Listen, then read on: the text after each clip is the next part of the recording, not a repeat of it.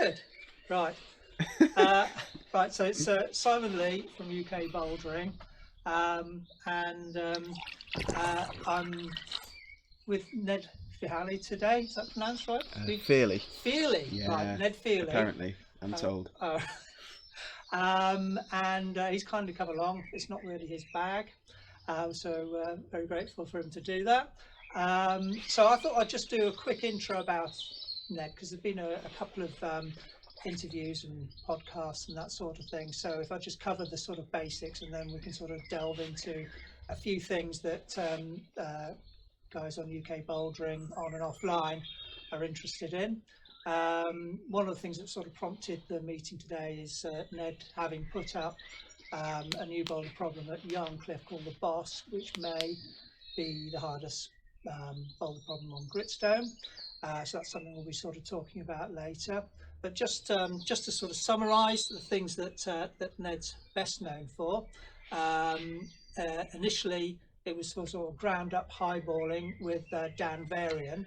And the two of them set up, designed the Beastmaker fingerboard, which has become the sort of world standard, and they jointly own and run Beastmaker, and are still making the Beastmakers themselves by with machining them. So with Dan, they did a lot of highballs, which I think a lot of people saw on a really nice film called Life on Hull by Nick Brown. And he's also known for being British Bouldering Champion, I think 3 times, as well as doing some international comps, and I think got to a final in one of the World Cups. Another thing he's well known for is partner Shauna Coxey, who I'm sure everybody knows. And in terms of his sort of bouldering style, he's well known for being extremely flexible. And very good with heel hooks, so we'll talk a little bit about that as well. So anyway, so we'll turn the camera on Ned and sort of get going. Thanks again for coming today. Yeah, it's all right. Yeah, cool. So a few vital statistics just to start warm up with. Right. Okay. So gender male. Yeah. Yes. Yeah. Right. So I think so. weight. About 78 kilos. Okay. Probably. Yeah. You were sort of at the heavier end of the scale. Yeah. Unfortunately. Yeah. Right. Yeah. Height. I'm just under 5'10", I think. Oh, right. Okay. Yeah. 178 centimeters probably. Okay. Ape index. Plus. Oh, quite a bit. Quite a lot. Yeah. Quite long arms. All right. Big shoulders. Yeah. Maybe they stick out far or something. Yeah. Yeah. My vertical reach isn't massive, but sideways it's fairly big. Oh, right, okay. Yeah. So you're sort of inhibited in reaching upwards? Well, I never feel short and stuff, but No. But I do. Well, I notice when I climb with people that are over 6 foot, I do notice there's a difference. But I never feel like it's a problem for me. No. I think because my arms are quite long sideways, that's usually kind of all you need. Yeah. Really. Yeah. And grit or lime? Oh, I'd have to say gritstone. Of course you're going to say gritstone. I think. Yeah. I mean, yeah.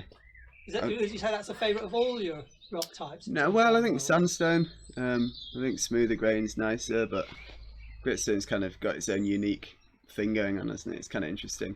Yeah. And there's not that much of it around, whereas sandstone's sort of everywhere. Right. But I'd prefer to climb on sandstone, given the choice, I think. Yeah. Okay, well, first of all, I'd like to talk a little bit about drive and motivation. Okay. Because I was listening to the Jam Crack podcast. Yeah, okay. And it's kind of sounded like you were really going off the boil then. You were almost sort of talking about sort of winding down from sort of climbing, and clearly that's not happened. But have you had ups and downs in motivation? Yeah, definitely. Yeah. Yeah, quite kind of like mood swings with climbing, I guess. Right. Yeah, I mean, I've never totally stopped because I really enjoy doing it, but I've lost motivation to kind of try my hardest, I think. Right. And prefer cruising around a bit more. Yeah, even now it comes and goes. Yeah, I mean, at the moment I'm really keen, but I think that's probably off the back of 3 months indoors and not really getting out. So now we're allowed out, I'm kind of keen again, but it does come and go. Yeah. Right. Yeah, Do you think it affects your performance though? I mean, presumably when you get on the board or the rock, you still yeah. I mean, as hard as ever. I think I kind of like training as almost as a separate thing to that. So if I'm not that motivated on climbing, I'll still probably be training a fair bit, right? Just because I enjoy it. But then I maybe just don't have the motivation to go and drive to some crag or other. Right. But I mean, I find... So it's kind of the opposite for a lot of people, because most people find it hard to get motivated for training. Yeah, they do, yeah. For climbing. Yeah, I just kind of enjoy the box ticking and the kind of simplicity of it. I just quite enjoy it. Of training? Yeah. So you're a big keeper of records? Yeah, in a way, yeah, probably am, yeah. Yeah, and it's just like watching you sort of, seeing yourself progress and going back to something over and over again. I just quite like that. Right. Yeah, I don't know. I should have asked you in the vital statistics, what's your sort of best one-arm hang? But well, when it comes to all that, I'm not that good. That's the funny thing. Everyone assumes I'm really good in a fingerboard, but it's not that good. Seriously? Not compared to, all these kids now that can hang on one arm on a tiny edge or so how good's not good?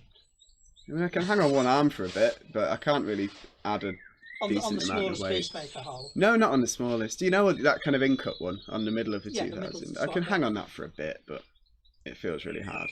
But not with extra weight, or maybe a few kilos, but nothing more than that. Okay. And then on really tiny holds, I can kind of hold on a bit, but yeah, not that good at that sort of feat of strength. Slopers? I don't know, dead hanging them, probably not that good.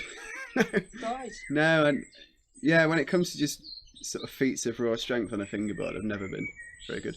Right. The people just assume I would be. Well, Beastmaker's almost made a thing out of the sort of leaderboard.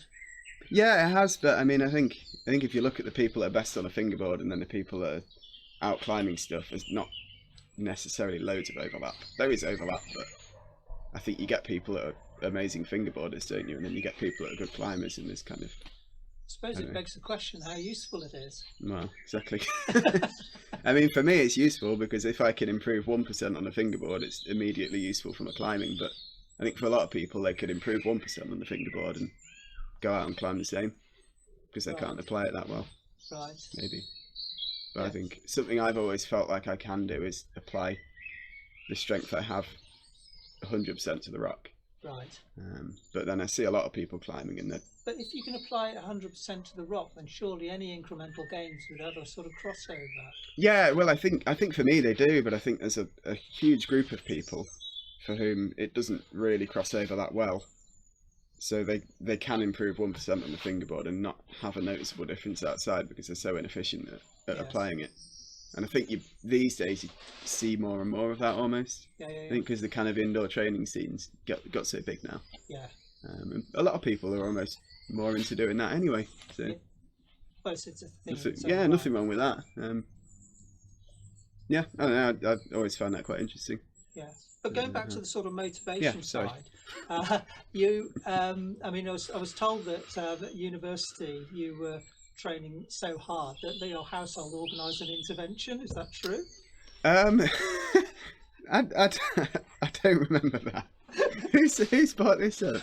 Paul Bennett mentioned it. Yeah, I don't know. No, I was really keen when I was young. Yeah. I don't remember ever being told to stop. No, I was dead keen. I'd be training or going out as much as I could. Right. But I think that was so I grew up in Leicester, so there weren't that many local options. And then all of a sudden I was here and I had tons of local rock. Right. So any opportunity to be out, I'd be out, and then any free time apart from that, I'd be training, just because I was young and really keen. Yes. So in terms of the motivation going up or down, that would express itself in the sense that you'd just be training more than you'd be going out. Sometimes I will just train a bit less. I mean, I think comparing myself now to myself when I was 18 is kind of, I'm a different person to when I was an 18-year-old. When you're that young, you don't have to stop, do you? You just keep going and you love it, and you're constantly out climbing. You don't get tired, you don't get injured, you just get on with it. Yeah. Whereas now I'm a bit more of a grown up, and I need to rest more, and I don't have time to go out whenever I want, and all that sort of stuff. Yes. But I think, I think I was more keen then, but I also was in a situation where I could kind of be keen and it not be a problem. Right. Whereas now, like, if I wanted to go out climbing every day, it just wouldn't work. So there's everything else to do on top of that. So being a bit introspective, where would you say the source of your drive is? Because, you know, a lot of people are driven by, you know, achieving a grade, or by travelling, or making a career out of it. Yeah. And that's definitely not the case in you and everything I've seen. No, so no. What is this sort of underlying thing that makes you push yourself so hard? Yeah, I just think I like a challenge for myself, I think. And I think climbing is just a nice way of finding a challenge. So you can find a boulder problem you want to do, and then it's a little challenge to go and climb it, and then you tick that one off, and then there's always another thing to do. So I've always kind of liked working towards stuff, and yes, kind of. But there are different challenges in climbing, but you're focused on the sort of absolute difficulty end of the spectrum. Yeah, I don't know. I think in a way, I mean, part of it's wanting to climb all the best stuff. So you want to go to an area and have a chance of doing the best things there, and if they're hard, then you need to be able to be good enough to do that. Yes. So I guess that's part of why I want to get as good as I can, but I don't know, I just see it as a sort of constant thing, just wanting to improve, I guess. Yeah, yeah. And just kind of enjoying working hard towards that. Being the best climber you can be, or yeah, I think being the most rounded climber I can. I think that's kind of always been what I've been into. I don't want to just be good at one thing, or only go and climb the crimp problems or the dinos or whatever. I want to try and be able to kind of do everything when I go somewhere. In terms of bouldering? In terms of bouldering. Not like Dave McLeod. Yeah. No, I've no interest in doing all, yeah. No, but I think in the UK we have some really amazing bouldering, but we probably have a little bit less amazing sport climbing. You know, there's the odd good crag, but I think we have a lot of very good bouldering. Yes. So that's always been a bit more kind of interesting to me. Yeah. Whereas maybe if I was Spanish, then I'd be way more into sport climbing because there's so much of it. So it's basically down to what's on offer then, to a certain extent. Yeah, possibly, but it's hard to know because I've only ever had this on offer. So I don't know. But yeah, I mean, the boulders in the UK have always appealed to me a lot, whereas the trad and the roots kind of just haven't as much. Yeah. I don't know. Maybe I'm just scared or something. But I mean, it does sound like you. I mean, Malk was a bit like this when I sort of met him, right. And Ben commented that he was a bit of a home bird, and you sort of come across. He said in the interview with Grimer that, you know, it took a while to settle into Sheffield, and yeah, definitely, and you sort of, you know, you sort of have a sort of space that you operate in, and you know, excel. Yeah, I think. I was maybe chatting to Stu a little fair about it not that long ago. Okay. And I think, yeah, it almost feels like one of the things that stopped me doing so much abroad is because I just quite like being at home. I just really like it. Yeah, I just really like it, and I think not necessarily just for the climbing, but everything about it. I just feel very comfortable at home, and I really like it. So yeah, going away for more than a couple of weeks kind of feels difficult. You know, it's not something I particularly enjoy to do. So don't often go away for more than 2 weeks. Yeah, I mean, how often do you go away each year?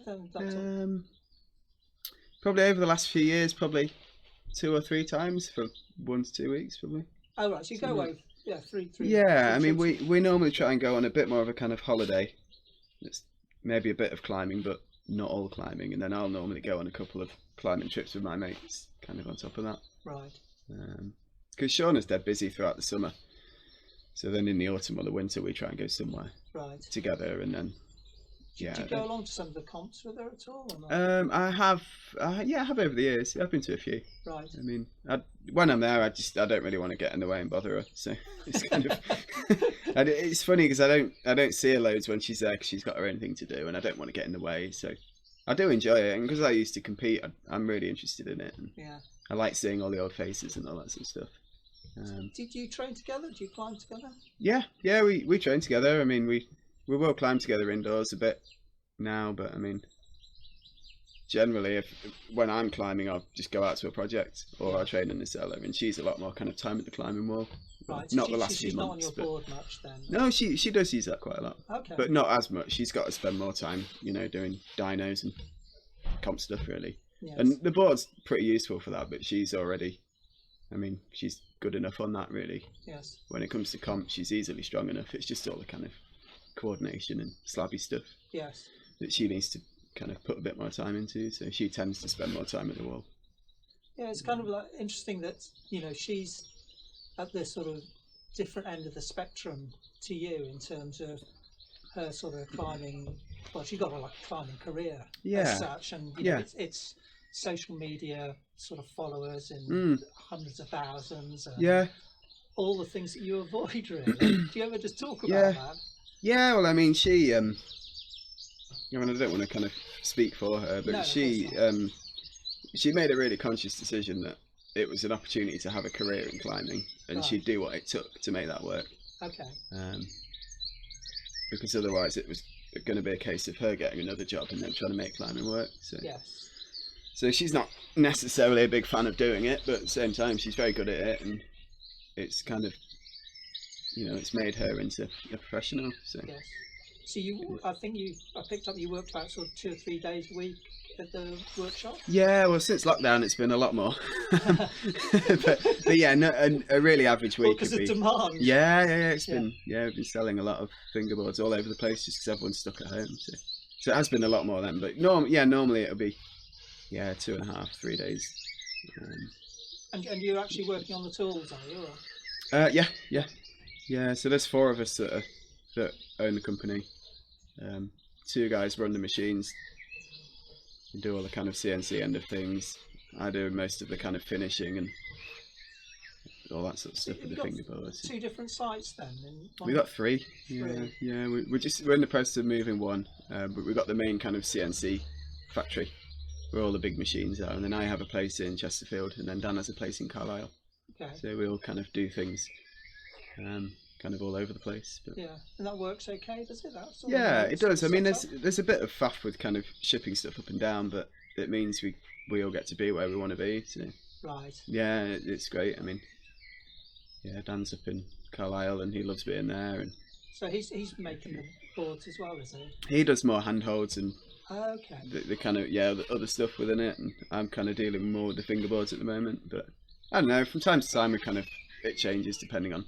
Right. What's going on, but I mean during the last few months we've just all been doing everything all the time because there's just been so much to do. But right. Yeah, it's been big good. Holiday. Well, yeah, I mean it's kind of felt like a holiday now. The sun's been out. It's been alright recently. Yeah. No, can't go nowhere anyway. No. So let's talk a little bit about the boss. Yeah. How do you feel about that? No, it's a good boulder. Yeah, I really like that. It's nice to find something. No, I never met him. Right. No, so I mean, I felt a bit kind of funny about calling it that, but it just seemed like the right thing to call it. No, I mean, if it's a quality problem and the hardest out there, then it's I did it start of March, early March, I think, and I couldn't really think of a name, so I just never really told anyone about it. And then, just suddenly that name spun to mind, and it seemed quite kind of apt, maybe. I don't know. Sure. I don't know. Yeah, so you just sort of sat on it till you thought of a name. Yeah, tons of stuff that I've not named, and a lot of it, it's just sort of written in my little book. We'll get around to it sometime. But it's hard to think of names, isn't it? And it's hard to come up with all that sort of stuff. We just asked John Forward. He's got a big long list. He's got some good ones. Yeah. He's got some good ones. Oh yes, he said I had to. Oh, what's he said? Oh. What's all this about? Bring you a pea on a spoon, a single pea. Oh no. What's with you with the pea? They just freak me out. I just don't like them. Just the pea, or is it the just little spherical things. Oh, right. I just don't like. Not pebbles. No, they're alright if they're made out of rock. Yeah, I don't know. I'm just weird. Oh. Do you want me to put it away? It's hidden. Is it too close still? Yeah, I just don't like them. Oh, right. And obviously he finds that funny. Yeah. Well done. I think a lot of people will. Yeah, I know. We all have our quirks, don't we? So yeah, I didn't. I was looking around Yarncliffe because Seb put up a load of boulder problems there. Did you repeat any of the other ones that were? No, I didn't. Ben Bransby has done all of the other ones, I think. Yeah. Because that's one of his dog walking routes, so he spent a lot of time in those woods there. And then he saw this roof, and it's above a stone bench, isn't it? Yeah, that's right. That funny little table thing. Have a little look around it, but I thought the drop would be. Yeah. But would not make it feasible. Yeah, we went for a little scope around, and he'd climbed on the stuff on the right, but they're kind of, looking at it, it doesn't seem obvious, because you'd imagine you'd want to climb straight up through the overlap. Yes. But there's no landing, and that wasn't going to work. And then it kind of looked like you could maybe climb a bit further right through the roof, but then that bench was in the way. But then it just sort of seemed to work going along the lip. I mean, if I was Ben, I think I'd have tied myself off. In case you got knocked off. Yeah, it's not too bad. Isn't it? No, it feels worse than it is, and because the holds aren't, certainly on the lip, they're not that good, so you can't really swing outwards. You just fall off. Yes. The worst bit about it is that the bench is under. There's a hard move down and right, and you kind of go in above this stone bench, and if you miss your hold, you kind of smack your arm on it a bit. Right. It's not that bad. Okay. Yeah. And is it the hardest boulder problem you've done in the UK? Do you think? I mean, obviously that's limestone as well. Because I remember you said when you did boulderer that you thought that had the hardest move on it. Yeah, I don't know. It's hard to know a gritstone, because as soon as you climb it, they never feel that bad, because you almost fall along gritstone problems. They don't feel that physical really. And that one felt like probably one of the more physical gritstone things I've done, because it's quite sustained. Right. But yeah, I think there's some stuff on limestone that's probably physically harder, maybe. But was it more like a lime problem then? Yeah, kind of. Yeah, just in the way there's a lot of hard climbing on it. There's most grit stuff that I can think of is kind of one crux really, and then you maybe got some climbing into it and then a hard move. Yes. But this was kind of all quite hard. Is it a bit like Eastwood or? Yeah, kind of. That is, the roof's got that kind of feel. Yeah. Right. Yeah. Because that's a bit more like brown limestone. Yeah, it is a bit. Yeah, I mean, yeah, I wouldn't say that the Yarncliffe thing's quite that bad. No, it climbs just unusually for gritstone, I think, but I think that's a good thing about it. It's kind of a good feature. Yes. And it's hard. It's very hard to find things on grit that are really sort of hard. Okay. Most stuff comes down to one move, and normally with better conditions or like a colder day or more wind, you can just kind of do the move. I don't know. It's not that often that you have to really try hard to do something. Yeah. Well, in my experience, I mean, there's stuff I've not done on grit. So. I mean, how do you go out? I mean, you were pointed at that one by Ben. Yeah. How do you generally find new boulders to do? I mean, a lot of it will be from John, from either him just giving me a tip off, or him taking me to something and just saying there'll be something up there. Go Right. for it. Okay. Yeah, loads of stuff's been from John. Most of it, to be honest. So you've not gone hacking around in woods yourself? I mean, more so now I do. Just because I quite enjoy doing it. I enjoy just going for a look. Yeah. And I have. You out of the rain though? Or do you want to It's all right. It's not too bad.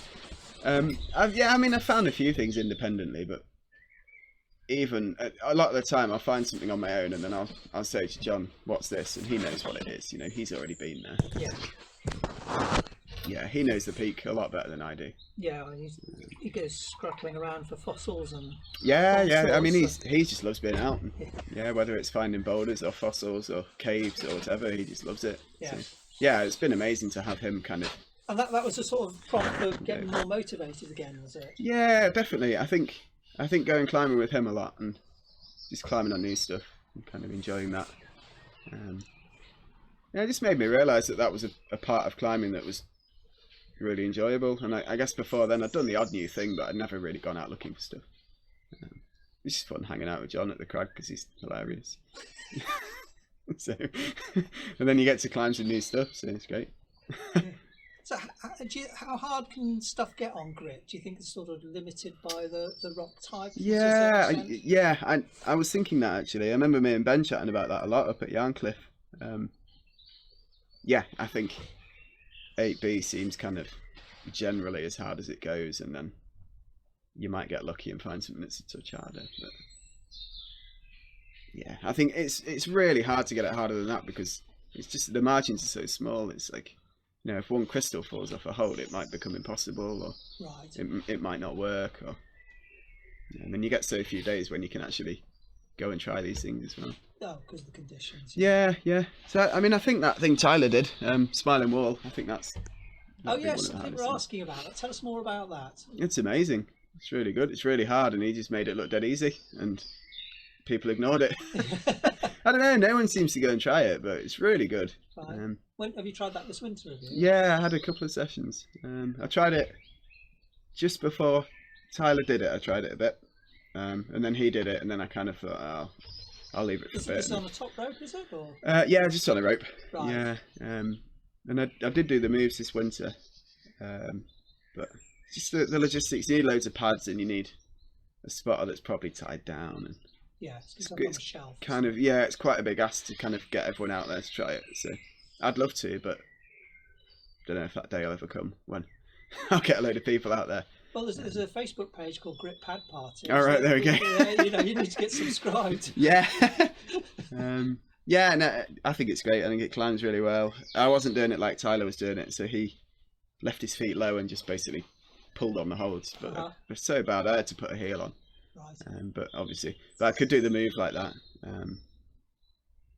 But yeah, I just not got round to actually trying it. Yeah. But to be honest, if I could just top rope that clean, I'd be pretty happy with that. Right. I don't particularly feel the need to do it above pads, really. Right. Did he solo it? I can't remember. Yeah, he soloed it. Yeah. I think he had 4 or 5 mats and a couple of spotters. Right. Apparently it was raining when he went out to it that day, and then the rain stopped and he just did it, and then that was that. Yeah, I think it's brilliant, but no one seems bothered by it. Right. Really weird.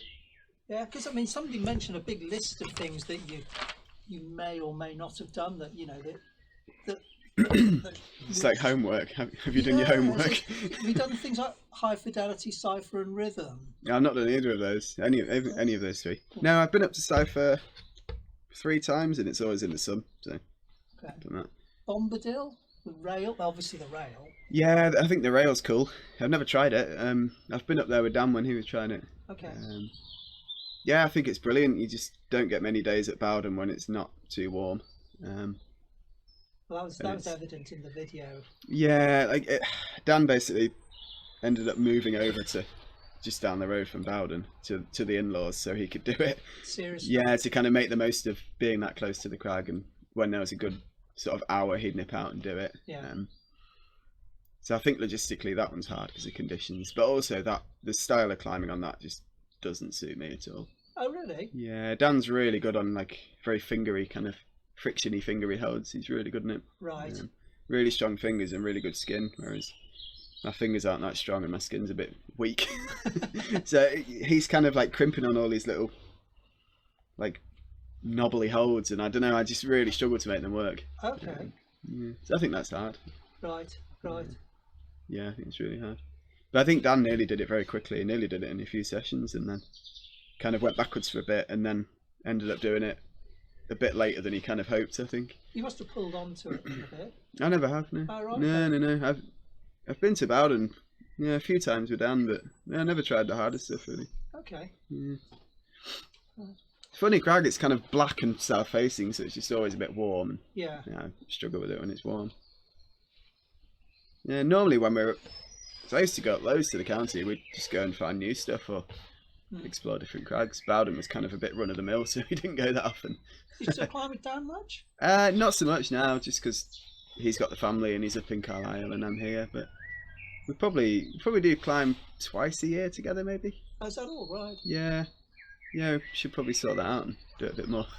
But yeah, it's just like it's hard to organise. Yeah. Because I mean, you like Ben and Jerry or something, when it first started, And yeah, I mean, we climbed together loads. Like, yeah, we were at uni together, so we kind of have a lot of free time. Yeah, and we like going out and kind of being annoying and climbing stuff, I guess. Yeah, no, it'd be nice to climb more with them, definitely, but we just need to organise it. Right. Yeah. So, I mean, you're talking about Dan's sort of strengths and there. I mean, what other climbers have you sort of picked out where, you know, they've got things that you haven't, but you've got things that they haven't? I mean, what would you sort of pick out, you know, strengths and weaknesses of yourself and perhaps some of the top players? I think in terms of myself, I think maybe I've kind of got kind of lower body flexibility and strength that maybe a lot of people don't have. I think not many climbers really concentrate on working on that, do they? It's kind of all about the upper body, and that's always been something that I've kind of found useful. So I think maybe flexibility and heel hooking sort of ability I seem to be able to make work. But I mean, the trait I notice most in other climbers is just that they have really strong fingers. That seems to be the main thing. Yeah. But having that sort of tension in sort of difficult positions as well. Yeah. People have commented that you're very good at that. Yeah, I mean, I think I get away with a lot because I've got pretty good body strength, and I mean, I think I weigh a lot, and maybe that doesn't help my finger strength, but a lot of that means I've got kind of core muscles. Yeah, I feel like I'm quite solid in most directions, really, and I do notice in other climbers that they're maybe strong in the fingers but a bit kind of noodly. Whereas Noodly, what's that I don't know, mean? just a bit, you know, a bit weaker in the body perhaps. Whereas right. I feel like for me that is a strength of mine, kind of body strength and Yeah. tension, keeping the feet on. Yeah. But it feels like that's just, I've had to make all that work because I don't think my finger strength's ever going to be that good. So I'll do what I can with my fingers, but then I have to try and make everything else sort of help me along a little bit. Whereas there are a lot of climbers that... Like being a good climber, basically. Well, I mean, hopefully. That's what I try and do. Yeah. But there are a lot of climbers that have such strong fingers they can basically ignore loads of other things because most of the time it doesn't matter to them. Yes. But then they tend to be the sort of climbers that will do... They'll have to pick out what they're climbing on, maybe. Any sort of tips for people, you know, in terms of improving their flexibility from your own experiences? You just got to stretch loads. It's loads. I stretch every day, and I have since I was 16, maybe. Okay. Just always stretch. I find it relaxing and I really like it. Okay. And I think it's just a case of getting into the habit of doing it a lot. And I think also if you start when you're younger, then you're going to maintain it a lot more easily than, well, gain and maintain it more easily than if you start when you're older. Then you're just a bit stiffer, aren't you? And you've got more years of not being flexible under your belt to sort of contend with. Yeah. But I think it's really simple. If you want to get more flexible, you just got to put in the hours stretching. And I think most people could sacrifice a climbing session a week and stretch and they'd improve. Yes. But it's just whether they want to do that. Yeah. But I think it surprises me that there's so many good climbers in the world that are inflexible or could work on it, you know, and they don't. Yeah. It just seems crazy to me. Yeah, when you think about it logically. Especially when you watch the top comp climbers now and you see the way they can move. They're all rubbery and bendy and they can do amazing stuff. And why can't you do that on the rock? Yeah. And you watch Andre, he's the same, isn't he? He's all flexibility. His hips are amazing.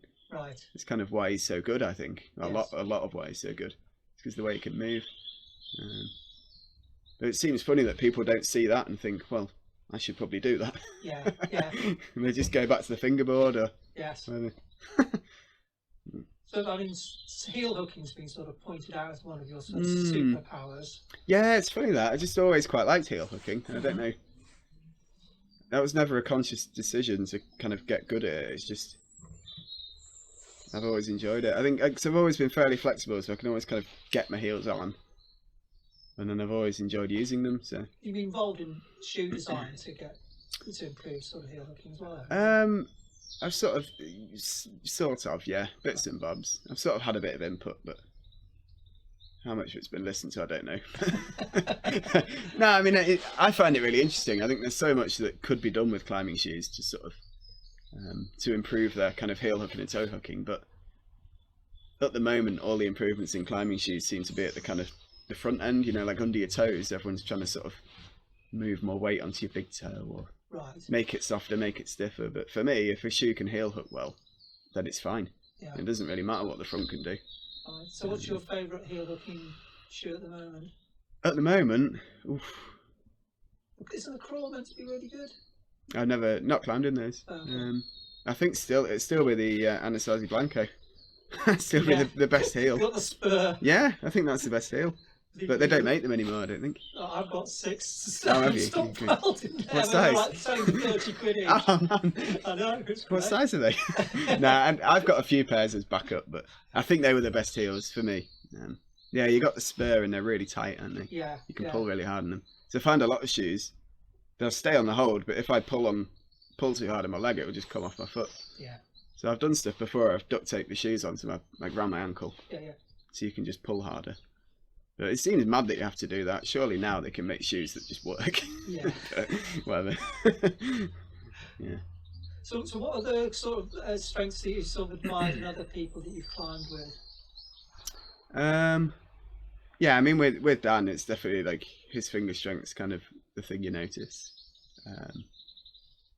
Climb with Megast a lot, and it's always his finger strength's just ridiculous. I heard that one of the reasons he comes over to Sheffield is because he can train on your board, and you're about one of the only people who can give him a run for his money. Only on the problems I know really well. No, he does like the boards. Yeah, we've got 2 now. We built another one, so that's fun. You've got 2? Yeah. I kept the old one and I've built a new one. So. Well, still in the cellar? Or? Yeah, we moved house, so we've got a bit more space now. Right, okay. Yeah, so put another. So we had the original one, and we just put another one in next to it. Yes. Yeah, he loves training on those. Yeah, I mean you get that group of the really good climbers, and I think with them it's always the finger strength that you notice. Right. Then I guess the kind of modern comp style and all the kids that are into that, you notice that they're just really well coordinated. Yes. You can kind of move really quickly without thinking about it. Yes. Whereas I think us old school folk are very kind of like one limb at a time, aren't we? But you notice when you watch youngsters climb now that they can just kind of think as they're climbing, which is really amazing. And I mean, there'll be some rock climbs where you have to do that. Which is a case of finding. So what's your typical sort of week like in terms of training / climbing? How does it work out? In terms of how much of each thing I do? Or... 3 sessions on the board, 2 sessions, out probably. Twice, or how does it work, or does it just depend on the weather? I mean, it does depend on the weather, but usually normally if I'm outside, I'll be trying kind of a specific project. So normally I'll go out probably twice a week and try something. If I'm working on something, I'll just wait till the weather's good and go and try that. It's rare that I have a whole day out just sort of climbing around these days. So yeah, normally 2 sessions outdoors, and then I'll probably do 5 fingerboard sessions in a week. 5? Yeah, I do quite a lot of that. Yeah, just constantly trying to encourage them to get a bit better. Yeah. Not long sessions, just like an hour. Right. But I'll usually fingerboard before I go out climbing. Okay. Partly as a warm up, and partly because then I've done a session. Do you think that's better than after climbing? I prefer it because unless you do too much, if you do a good amount and then stop, then I think it's great for me because it means when I go out climbing, I know that I'm very warmed up. Okay. And I don't have to waste that much time warming up, and I can pull really hard. Whereas if I try and fingerboard afterwards, normally my skin will be a bit thin, or I just won't be that bothered about it because I don't have the kind of excitement of going out climbing afterwards. It's never quite as good quality a session, maybe. Right. Because I love to fingerboard first, then go out climbing. Okay. It just seems to work for me. But I've done that for so long that I don't feel tired necessarily when I'm climbing. Right. From doing the fingerboard session. So are you doing anything different to kind of eke out extra gains? Because obviously your body's used to fingerboarding. Yeah. So are you doing sort of strange protocols, or just to get that variety or difference in? Yeah, well at the moment I'm just doing loads of crimping because I just want to get a bit better because it's limestone season, I guess. I just want to get a bit better. Really real full crimping. So I'm doing loads of just one-armed crimp hanging, which you probably get told you shouldn't do. Yes. But then when you go outdoors, you pull as hard as you can on the crimp, don't you? You're more like, if you're not trained it, you're more likely to get exactly, injured. yeah. So I've been doing loads of that, and a load of like 2-finger crimping, picking a little edge. Do they ban crimps in some of the problem setting in the comps? Possibly. I don't know. They try and stop youngsters from crimping, don't they? And all that sort of stuff. But they're happy for them to sort of jump around. Yeah, between everyone's holes. shoulders just get ruined now, don't they? Exactly. Everyone in the comp scene's got bad shoulders and knees now from. Is that right? Yeah, from leaping around and landing badly. Okay.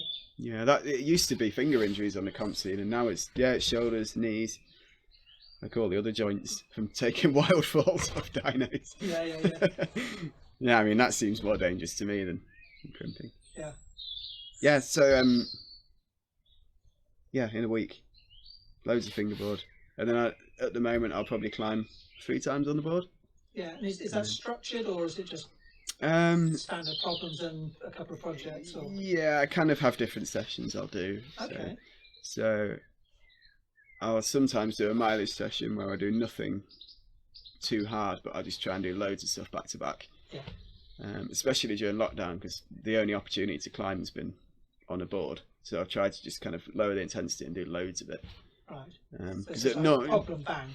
Yeah, because normally when I saw him on the board. Right, just back to back stuff. Yeah, because you get endurance as well. Well, you just normally if you have a standard board session, you'll pull really hard and then sit there for 5 minutes. Won't you? It's great, but when you go outdoors after doing that for 3 months, then you feel rubbish because you've not done any moves. So just try to get loads of volume in. So that's one session I do. Then I do a session where I just work a few projects, maybe 3 or 4 projects. I just work those, and do a session where I'd put ankle weights on and do loads of stuff in different styles depending on. Oh right, okay. Yeah. Oh, I heard of anybody using ankle weights before. Yeah, I do that on the board loads. I think that's really useful. For core, for getting your yeah, core and yeah, it just makes it harder. It just, you can do a really bog standard circuit of problems that you're completely used to doing. You put a couple of kilos on your ankles and they feel totally desperate. So right. Just changes the session. You can just kind of mix it up. Right, so you wouldn't have weights on your waist, just on your ankle? Yeah, I prefer it on my ankles. You don't need to put as much weight on, but it seems to have a big effect. Wow. And it's really good for your core. Yeah. And it encourages you to place your feet really carefully as well. Right. You can't just sort of thrash your feet around because they have to go on properly. Is that something that's available, or do you have to make it? No, you can get them. I've just got some new ones actually that they're adjustable with these metal rods, so they go from 0.5 up to 5 kilos per leg. So you can what just... sports use them then? Buff dudes do stuff in the gym. I don't know.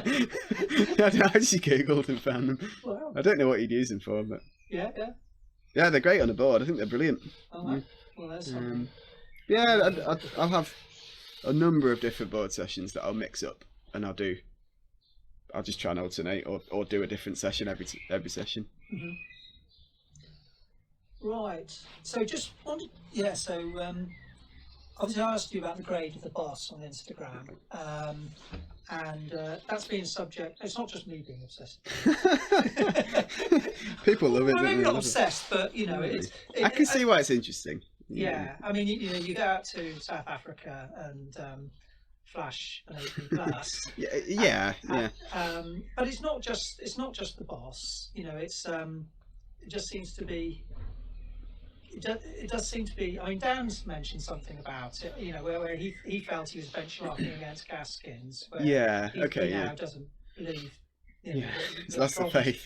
Yeah, he's gone from belief to non-belief, hasn't he? And he obviously, you know, I talked with him before the Gaskins interview as well, but it just seems like something like the rail. 80 plus, really, you know. I know we have fickle conditions and all the rest of it, but I suppose you know, if you can think about it, are we a bit out of kilter with other areas? And B, does it matter? Well, B, no. Or does it matter? I mean, I think pride, to an extent, I think it does matter. To an extent, but personally, I don't care. No, I know that. I think. Yeah, I but think we're reliant on you guys for, you know, stuff gets compressed in the rest of the grade. Yeah, that's the thing. And it kind of, part of the problem is at the kind of top end, there's not that many people climbing stuff, and I think maybe because of conditions and the nature of climbing in the UK, even driving 3 hours to go and try something seems really daft when the weather's so changeable. So everyone's kind of operating in their bubble a little bit. You know, Dan's up in Carlisle and he did Bombadil that'll be probably 8C, and he did the rail that's probably 8C. But for me to drive up there and project them just seems like madness. It's, you know, especially Bombadil where you've got to drive there and then get an e-bike, ride whatever it is 7 miles to the crag. You know, it's amazing, but it's just the logistics of that thing getting repeated is crazy. So it's going to be very hard to get consensus on them. Yeah, I mean, people do. I mean, you know, clearly Malk came down to the cave from Scotland to do. People do, but I think there's not loads of people operating at that level, and a lot of the people that are people like Will Bosey and maybe the younger people are still kind of, they have their hand in the comp scene as well, so they've got that on their plate. Aidan as well, to an extent, he's got that, and he's at uni, he's got stuff to do, so it's kind of... Well, these guys are as bad as you, they're not reporting things as well. Yeah, I think Aidan, Aidan's got the ability to do loads of stuff, but it's just maybe the kind of, at the moment, maybe the time or the... I don't know, the motivation. Pointing him in the right direction. Yeah, that's the thing with Aidan. It's great because he does have Dan kind of there to be like, look, go and do this one, and then he'll go and do that one. You know, Aidan could easily do all these things. It's just maybe we need to encourage him there. Yeah. The same with Will as well. He's obviously very strong, and just kind of, it'd be really good to get them on these harder things and get a bit more consensus. Yes. But yeah, I mean, I think what you're saying about the UK, grading in the UK versus the rest of the world, I think it's just a different system. It is meant to be an international system. but it isn't. I mean, wherever you go in the world, it has its own, it works in its own bubble. You know, every venue's got its own sort of subtleties to the grading. And it might loosely sort of correlate around the world, but really an 8A in Font will feel very different to an 8A in Switzerland or in Rocklands because they're just different places. Yeah, I mean, that was one of the questions that I was asked is if Voyager 6 was in Font, would it be the same grade as Big Island? No. No, okay. Well, the only time someone came from abroad, they did Voyager so easily, didn't they? Did they do it easily? Niccolo did. He did the stand. He had one session on the stand in 1 year, then he came back a few years later and he did the stand and then he did the sit. Oh, I thought he projected. Okay. No, Michele Caminati projected it and didn't do it, but Niccolo just came and walloped it in. Oh wow. A session, maybe, or 2 sessions, I think. Okay. Yeah. So, I don't know. So how does the boss compare to Voyager sit then in terms of? I thought it was harder. Yeah, it felt harder to me because it was more sustained. This Voyager's kind of, I found the bottom bit of Voyager quite straightforward, and then there's one very hard move in the middle. So it's just a case of... That cross through, is it? Yeah, you cross, and then you do a big move out to the nose. Yeah. A kind of long move, and that's the hard move. But then, yeah, I don't know. You've got a kind of an easy setup to one very hard move, whereas the boss is maybe 5 or 6 easier moves, but all in a row. Yeah. It's very different. But you didn't feel that the boss nudged into 8C based on the other stuff that you've done? I mean, part of it is I'd just be reluctant to give anything 8C for whatever reason. I don't know. I mean, I've gone abroad and climbed 8C, but I feel reluctant to kind of. It's a bit of a statement using that grade in the UK, I think, isn't it? Because there's so little that's kind of that hard, and I don't know.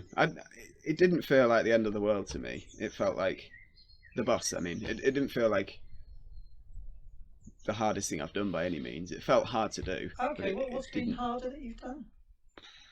It'll be some limestone link up or something, probably. Right. It's just like physically really hard. I don't know. Maybe some of Mike's stuff at Impossible Roof probably felt harder. Yeah. Oh, that's interesting. Yeah, somebody was asking about what you felt about Mike Adams' problems because you did Bordello with a slightly different sequence, was it? Yeah. So James repeated it with the same sequence for the crux. James Noble. Yeah, James Noble. Yeah.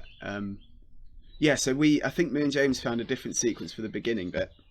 So it's kind of an 8B high start, and then you add a lower section into it. And me and James found an easier way for the lower bit, which maybe adds a 7C into the stand, and I think the stand's 8B. So yeah, because Mike gave it 8C and James downgraded it 8B plus, and you backed that up. Yeah. I don't know. It felt like the top definitely felt like an 8B, and it felt like the start to me didn't quite add enough to make it warrant 8C. Right. But I don't know. I did it via a weird heel, so like it might never get repeated the way I did it again because it was a weird heel. Whereas James couldn't do the weird heel, but he could pull on the tiny little kind of... Your hardest heel hook? No, that wasn't my hardest heel hook. That was a frustrating heel, but it wasn't the hardest. Somebody's asked what your hardest heel hook was, so I might as well ask you what that is. It'll be something where it's kind of a heel plus loads of flexibility to put it in the right place, I guess. Yeah. Just because for the masses it'll be more difficult, I guess. Yeah. But I don't know what that would be. Yeah. I feel like I've never done a hard climb without it using a heel. So I don't know. I've only ever climbed stuff with heels on. So yeah, I don't know. So impossible roof. So that yeah. what was the story there? There's loads of hard stuff on that crag. So there's an existing 8B that Mike did. Dan added a sit start, Serendipity, which is an 8B plus, and then Mike repeated that and then added 2 different variation finishes. Yes. That were, he said 8C, and I don't know. I mean, they're hard. Yeah, they're hard. Yeah. It's hard to know how hard, but they're hard problems. And I've added another thing there that I think was probably as hard as those as well. Right. Starting up Apache and traversing. They're all a bit blinkered. They're kind of training links, really. I mean, I always saw them more as training links and not as kind of boulder problems. But they're hard, definitely. You've been getting into your links recently. Yeah. Yeah, I quite enjoy it. Pressbrook. Yeah. I mean, normally I try and do my fitness training out of the crag, so I just try and link stuff together. Oh, like Ben Moon did. Yeah, I guess so. Yeah. I mean, especially now, there's no opportunity to go to a climbing wall, is there? So. Well, this is true, yeah, of course. Yeah, so it makes total sense. So yeah, I've been shuffling around Crestbrook, and for a few years, me and James were shuffling around Griffs, linking stuff up. Just keep shuffling around. It must be intensively developed. Yeah. The world, yeah, me and James would just sit there dreaming up funny names for problems. Well, we thought they were funny names for problems. Oh, all around mutton and lamb. Yeah, so then we'd think up a new name, and then we'd think, what can we link together? And then we'd do a new link, and then we'd give it a name. Yeah, but I mean, I think for fitness training, that's kind of how I do it these days. I just do it on the limestone. Yeah. It's really nice. I quite like doing it. So how psyched are you at the moment then, out of 10? Probably about an 8. An 8. Yeah, I'm keen, yeah. Yeah, that's good to hear. I think if I had something specific that I really wanted to do, then... Smiling Buttress at the moment. Yeah, but I mean that's going to be the winter, isn't it? Yeah, that's got to be the winter, and a lot of that comes down to getting a load of pads out. So I'm keen for that, but if it doesn't happen, then I don't mind. Yeah, in the winter I'll find some new stuff to do, I'm sure. Yeah, at the minute I'm really keen, I think, because we've been locked away, haven't we? Yeah. Not been allowed out. I just love being out now. I just sit at the crag and find some link-ups to do, and it's fun. So we've got a few specific questions. Okay. So Mark Lloyd was interested if you'd done much in Scotland or had plans to. I've never climbed in Scotland. Never. Right? No. It's quite bad, that, I think. No, I just haven't got around to it. I don't know why. Just one of those things. Not got around to it, and its Font is as close as Torridon. So. Yeah.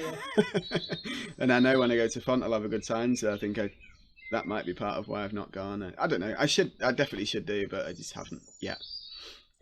So I think we've covered about which physical ability do you consider your best and most important. I think probably heels, flexibility, body strength. I think. Yeah. But I think that's because it has to be. I don't want weights at all. No. I mean, the odd time I've picked something up, but I've never. For me, it doesn't feel like useful training. But I think if I was to start lifting weights, I'd just put on weight too much. Yeah, that's my worry. Yeah. And I'm already weighing. No, I've always been like fairly solidly built. I don't really get injured that easily, and just doesn't feel like something I need to. Well, I say being strong is the sort of best protection against getting injured. Yeah.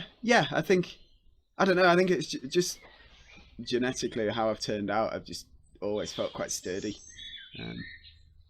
and a lot of people feel like they need to train pressing, so when they're mantling they can do it. But for me, it just always feels fine. That's some hideous mantles. Yeah, but I think it's just one of those little quirks. That's just how I've come out, and then maybe my fingers just aren't quite as good as other people's, but and that's just how I've come out. Yeah. So, Yeah. there's only so much you can do. Yeah, you can't be good at absolutely everything. You've got to make the most of what you are doing. Well, exactly, yeah.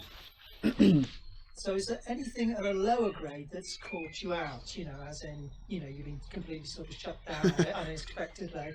It took me 10 years to do Great White Kerber. Yeah. What was the problem with you there? I just couldn't do it. I just couldn't do it. I don't know. I tried it. Maybe I'd try it every other year for, you know, since I moved up here, and I just never did it. And then one day I just did it. I don't know what changed. I just did it. Yeah, that's the one that sticks in my mind. Yeah. Well, that's what makes me think grades are nonsense. You know. Yeah. 10 years of effort to climb that. Yeah. And is there anything at the sort of harder grade that you just thought, flip, I'll never do this, or? Yeah, well, I think when you get to the kind of towards your limit, you kind of your physiology just has a massive effect. You know, if you. So for me, if it's really narrow, if the crux is very narrow, I'm just not built for that, and I just find it really hard. So. Okay. So loads of really close compression. Pete Robbins did a thing in Ogwen, Madame Allure. Really nice a rep, like an 8B a rep. And I thought, oh, this is great. It's all heels. It's going to be dead easy. I'm going to do this. I just couldn't do any of the moves. It's all like this. I really struggled. So yeah, I think things like that, or things that just require the ability to hang on a tiny hold, I just find really hard. Yeah. Yeah. What sticks in your mind is something having a tiny hold? The last thing I tried that I remember that feeling like that on was Danny Cattell did a thing called wedgie wall in the pass, and I grabbed that hold and was like, I just can't use this. Is that on pillbox, was it? That's up in the pass. Oh, I'm thinking something totally different. Okay. Yeah, there's pillbox wall, Yeah. the legendary Gaston's problem, which I've never tried. No. But yeah, wedgie wall, the crimp on that is just so small. It felt like basically, if I pulled too hard, my skin would just all come off, and then that'd be that. So I just can't do stuff like that. Yeah. But you got to pick your battles, don't you? Yes. Yeah.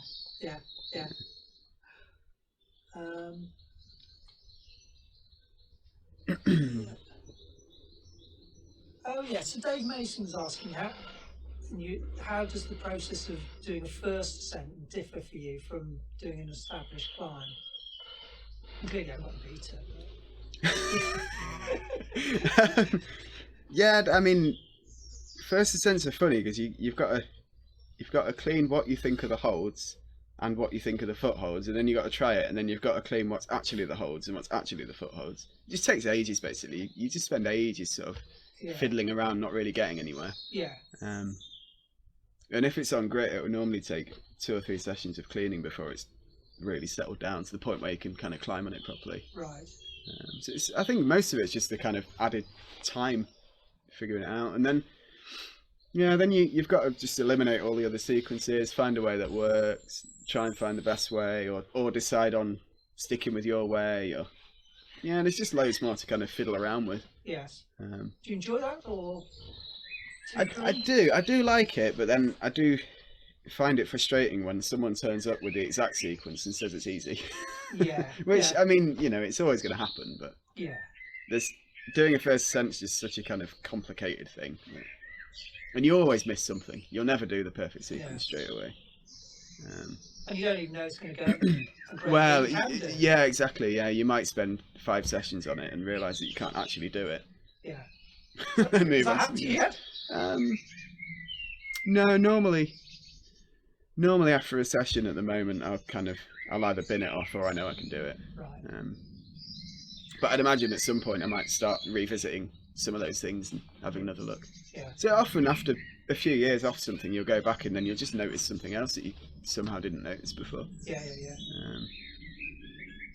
It's always worth going back to stuff. You can't write them off straight away. You might have just missed something.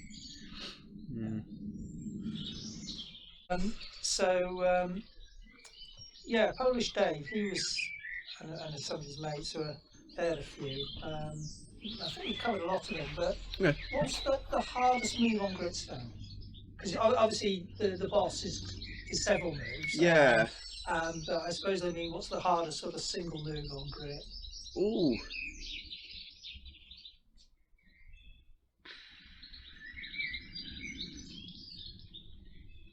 I don't know. I don't know. That's really interesting.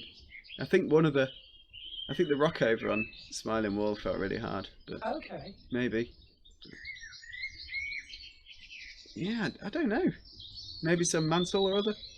It depends, because there's hard for one person. It might not be hard for another person. I don't know. Not.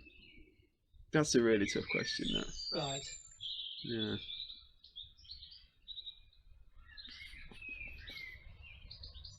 Yeah, it feels unlikely that you can get a move that's harder than about 8A in one move on grit, I reckon, though. Single move 8A. Yeah, maybe. I don't know. Off the top of my head, it feels like that may be the limit of it. Right. I can't think of anything that feels harder than that. Oh, that's interesting. Maybe. So that's kind of the limit, isn't it, then, of maybe, grit, then, maybe. Yeah? Possibly, yeah. That's off the top of my head, but I can't think. Yeah, I can't think of any problem that would have an individual move harder than that, really. I've probably forgotten something obvious. Maybe. Who knows? Yeah, I mean, that is a really interesting question. Hardest move on grit, but I just don't know. For me, it'd be some dino or other that I'll never do. But it'd be like that thing Will Atkinson did at Moorside. Oh, we right, did that massive dino there, and I'll never do that. So there we go. That may as well be it. He's amazing at jumping. Yeah. And what do you think the next level looks like? You've obviously been around the world and. Yeah. It's funny that, because I wonder what it'll be. I wonder whether it'll end up being some sort of coordination thing. Maybe that sort of skill set will end up going outdoors if someone can find the right boulder. It seems like if it's just purely physical, then people these days are getting so good at that sort of thing. Right. Just like pure finger strength, I think. You just have to be a bit smaller and a bit lighter, and you can climb harder on that style. So I don't know whether in the future it'll be more like wild coordination or.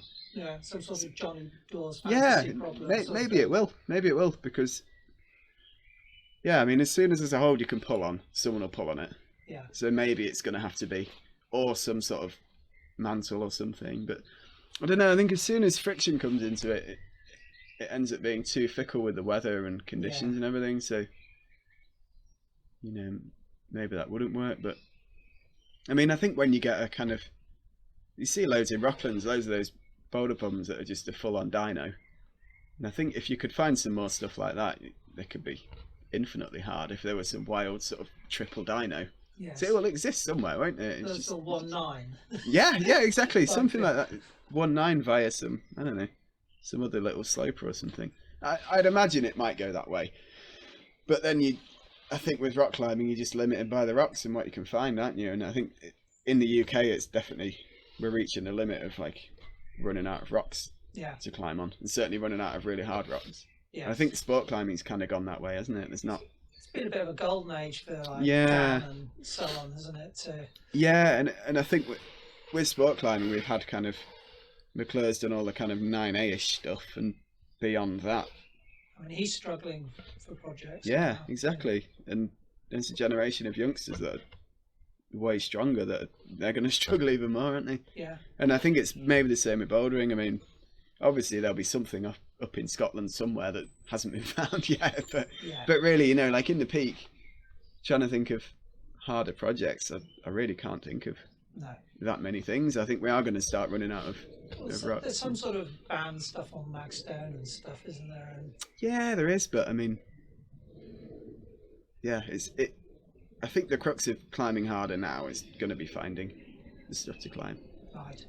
Nale spent however long on his 9A, Font 9A that he did, and I can't imagine he's found another one like that. I think in the UK, I mean, I wonder what. Yeah. Some cave somewhere, isn't it? There will be something, but the problem is you need the right person to find it that's got the ability and the kind of drive to keep going to it. And the problem is if that cave's too remote, then it probably won't happen. No. You need someone like Aidan to find an overhanging wall of crimps next to his house. and there you go, and hope it's hard enough for That's him. the future. Well, I think we are going to be limited. I think even now it feels like in the peak we're kind of limited by the rocks. Right. I feel like I've been so lucky with the things I've kind of found or been pointed at. And I can imagine in 10 years there'll be so little for the next generation. It's kind of a shame, really. Yeah, that'd be. I mean, you'll always find something, or you can do some link or something. But in terms of like, there's a really good boulder that's going to be like 8C plus. It's so hard to find. Yeah. Especially on gritstone. And even, I mean, basically, it's got to be steep and physical to be hard and doable. And then the rock in the UK is just generally quite vert, isn't it? We just have a lot of vertical rock. Yeah. So I think it becomes really hard to find. I mean, I hope people do find stuff, but I think it's going to almost end up being the crux, is finding the stuff to do. Yeah, well, I mean, that's the thing with indoors, is the difficulty is sort of unlimited, isn't it? Which is why indoor climbing is actually becoming really cool, because it can be that hard. Yeah. And it can be as hard as it needs to be. Yes. I think that's why I find comp climbing interesting, because they see how good the climbers are and they just make it a bit harder every year. Do you follow the comps? I mean, obviously yeah. Oh yeah. No, I'm not bothered about it. No, I do. I'm really interested. I think it's cool. I mean, it has gone a bit dyno-y, and I think maybe it needs to test all the skill sets and not just dynos, but I do think it's really cool. Yeah. And I think it's cool it's in the Olympics. That's visually interesting, isn't it? Yeah, and it's technically interesting as well. I think for a few years it's all been kind of the same dyno getting set, which does get boring. But as the setters start to kind of figure out what they can make work, you kind of get, I don't know, like a dyno, but the holds are terrible, so it's way harder. Or I don't know, they can just always make it harder, and it's always amazing to watch the best people in the world doing it as well. Yes. Have you done any setting of problems yourself at all? I've done bits of setting, yeah. Down the Yorkshire? Bits down in London, and a few walls, but not for a few years. I've kind of steered clear of it for a bit. Yeah. I really enjoy it, but it's just quite physically quite tiring. And, I don't know, you just have to talk about climbing all day, which can be a bit boring. I don't know. I think when I was a bit younger, I used to quite like it, and maybe Beastmaker wasn't as busy, so I could fit in a little bit of it. But now it feels like I'd rather have that time to myself, and I don't need the money. You don't seem like somebody who gets hung up on, a problem or whatever. It doesn't come across like it gets to you. You don't get angry, start throwing your bits around. Sure, I mean, I get frustrated, but not depressed. I don't think. Is it, or do you have performance anxiety? Is it? Definitely less so now. I think the older I get, the less bothered I am, really. I think when I was younger, I really wanted to do stuff to the point where it was maybe detrimental, but equally, you do need that amount of drive, don't you? I think it's really good to have that, to be able to try as hard as you possibly can. Because a lot of people, I think, are limited by just how hard they try. They just don't try that hard. So you've not gone down the dieting route or anything like that? No, I mean, for me, because I feel like my strength's kind of everywhere. I have lost weight before, but I feel weaker from it, and it doesn't make me feel any better. It doesn't work for you? No. Maybe if I was a sport climber, it'd be different. Okay, yeah. A bit more endurance. But I mean, my weight will fluctuate by a couple of kilos here and there, but if it goes below 75, then I just feel really weak. Right, so you're not really careful of your calorie counts? No, not really. No, and if I'm training loads, then I sort of consciously try and eat a lot. But I do find if I'm away on a trip for a couple of weeks, because I'm out climbing every day, I just lose weight, and then it just kind of happens. But I don't particularly need it to or want it to. It just happens. But when you're at home, you're just eating more, and you're not out all day on your feet, are you? It's easy to be a bit heavy at home. But I mean, the dieting side of things, I have no interest in that. I think it's one of the more boring sides of climbing. It's just, I don't care. Good for you. I think we pretty much covered it. I hope that wasn't too painful. It's as painful as it gets. No, it's fine. It's fine. No, it's fine. It's interesting to kind of think about questions that aren't just run of the mill, you know. Okay, cool. Okay, so that did So make often you you think get. of it. Yeah, I mean, yeah, I normally just avoid this sort of thing because it's just all same generic sort of. Well, I think it's been, there's been a few things that have been covered. There's a profile of you on UKC, and there's this sort of climbers thing. So Yeah. I didn't want to do the same thing again. Yeah, no. I mean, I appreciate that. It makes it more interesting and for me. Obviously, it was prompted by the guys on UKB. Yeah, no, it's cool. Because they wanted to find out stuff, and I think there is this sort of general feeling that perhaps grades are a bit. It just feels like that things are perhaps a bit compressed and perhaps we're a bit better than we let on. Yeah, I think in the UK, I think we're generally very good climbers. Whenever we go abroad, we always do loads of stuff. Yes. But I think if people can appreciate that and just roll with it, then it's fine. You know, I don't think it matters, especially in your local area. If you want to do a boulder problem or a route, you just want to do it. And it shouldn't matter. Yeah. But maybe when you're abroad, it is a bit more important because you kind of need to know what sort of stuff to get on. Yeah, quite. But yeah, I mean, I think definitely the grades in the UK are definitely We're hard. not going to see a symposium between you and Dan and Mark Adams Some or grade whatever amnesty. to sort of recalibrate things. I think things can be recalibrated, but just from the bottom up. Just using the strength of numbers, can't they? If everybody was honest about how hard something felt, and every ascent they were completely honest about how hard they thought it was, over time you would get a consensus. Yeah. There's just I think some people have felt that perhaps you've lost, maybe Dan has. Dan lost touch a little bit with what real grades are when they sort of like they climb 8B and then jump down on his latest 7C plus. Yeah, no, it's totally true, and I mean, I think everyone's maybe guilty of that, but I think part of that for Dan is that a lot of the time he's climbing on his own in Northumberland. He'll just clean something and climb it, and he doesn't know. And then no one will repeat it for 5 years or something. Well, there is that, yeah. It's so hard. And I mean, it's kind of, I think it's a little easier in the peak because most of the stuff I do, someone will go and repeat it pretty quickly afterwards because there's so many people around. So then you do get a bit more of a consensus. But I think the thing that started it all was the it was the peak bouldering guide that Stu and Rupert did, wasn't it? That's where all the grades started just tumbling. Yeah, Rupert's a bit notorious. But I don't know. I think. And the tour's always been a hard sort of. Yeah, that's it. Measured. Yeah. There. I mean, obviously there's a couple of soft touches, but generally. Yeah, we have that kind of. Yeah, especially on limestone because you've got the Tory, you've got Crestbrook that are really hard crags, and if stuff's judged against them, then it's just going to be hard. Yeah, I don't know. There's not really an answer, is there? It's just I think it's harder to climb hard in the UK than it is abroad. It seems. Yes. And whether that's because of all the factors that everyone knows about, or whether that's just because it's harder. Okay. I don't know. Probably just because it's harder, I think. Okay, I won't squeeze you anymore. Everyone knows the answer, that's the thing. everyone knows.